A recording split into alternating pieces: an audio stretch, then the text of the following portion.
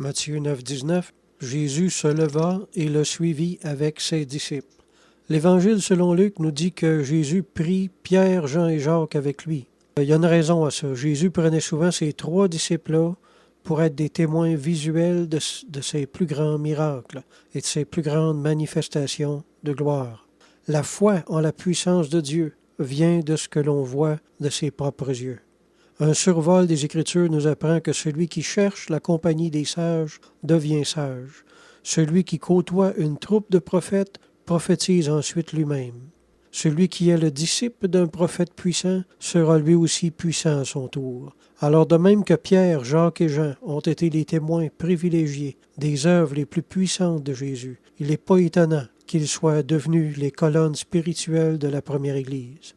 La voie la plus courte pour grandir spirituellement, c'est de rechercher la compagnie de ceux qui sont déjà grands dans le Seigneur.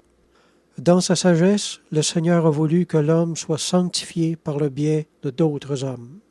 C'est pour ça qu'il a donné les ministères. Les rebelles n'écoutent jamais personne et ils ne grandissent jamais non plus. Mais celui qui fréquente le sage devient sage. Amen.